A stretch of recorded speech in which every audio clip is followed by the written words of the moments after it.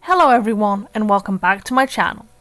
Welcome to the first episode of my bizarre children's media series of 2022. In this episode, I shall be going over a television show that I honestly forgot about until recently. It's just so questionable.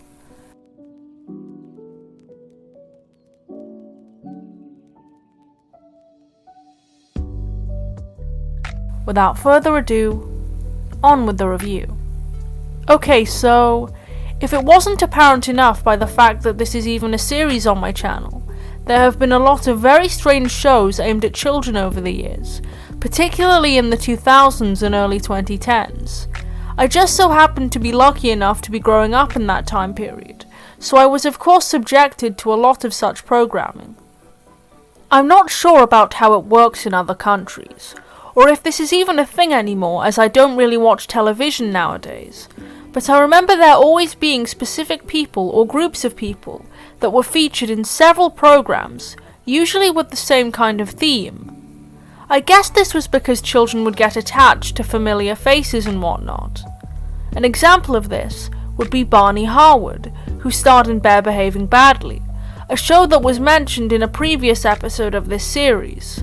But the duo that are the subject of this video are Dick and Dom. Dick and Dom are a British comedy duo that were often in shows from this time period, starting with 2002's Dick and Dom in the Bungalow. The show that is the focus of this video, The Legend of Dick and Dom, is the show that I watched with them in it the most, as it began and finished airing during the time period that I watched this kind of thing the most. It also just had the kind of setting and silly plot I was interested in at the time as a young sci-fi and fantasy fan. The show centers around Dick and Dom, who play two princes that are on a quest to find the cure for a plague that has infected their kingdom, Firedor.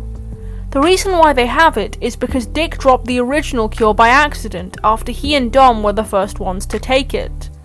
They journey on their perilous quest with a failure of a wizard named Manitol, whose spells always end up going horribly wrong, and their light-fingered servant, Lutin. They travel to find several ingredients for the cure, and they come across several minor villains working for the main villain, the Beastmaster, in a similar fashion to JoJo's Bizarre Adventure. For this video, I shall review the episode that weirded me out the most as a kid, and I remembered the most vividly before looking back at the show for this video.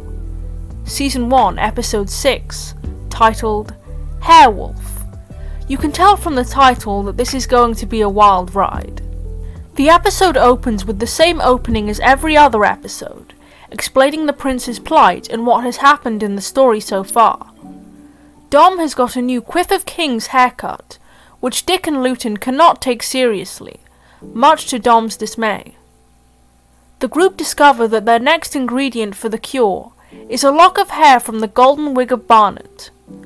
Manitol informs them that the wig is said to be cursed, and we get this goofy exchange. Let's not go. With magical powers Let's go. that bring great misery. Let's not go. The group decide to go on the quest anyway for the sake of the cure, and upon arrival to the town of Barnet, the bold residents run and hide at the sight of newcomers.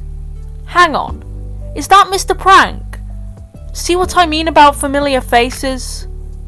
They laugh at Dom's hair and warn them of the beast that eats their hair at night, in rhyme of course.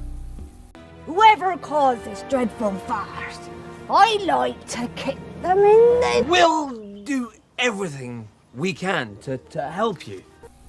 They tell them that the wig can be found at the Dark Castle, and while on the way there, they get warned by this weird bald guy who tells them of the cursed Baroness before going on ramblings which are probably full of decent advice, and running away screaming. What a charming fellow. Igor comes out of the castle and, shows them inside, and despite refusing them entry at first, the Baroness seems charmed by Dom's new haircut, and so allows them entry. At dinner, the Baroness starts freaking out at the mention of hair and the golden wig, disturbing everyone except Dom. That night, Lutin leaves bed in search of the golden wig, and Manitol leaves in search of food. The princes wake up soon after, and also leave their bed in search of the others too. While gorging himself in the kitchen, Manitol is attacked by an off-screen creature who is implied to devour what is left of his hair, and Dick and Dom become separated. Dick gets attacked off-screen as well, but Dom finds the Baroness, who transforms in the moonlight and devours half of his hair, but he scares her off with the comb his barber gave him.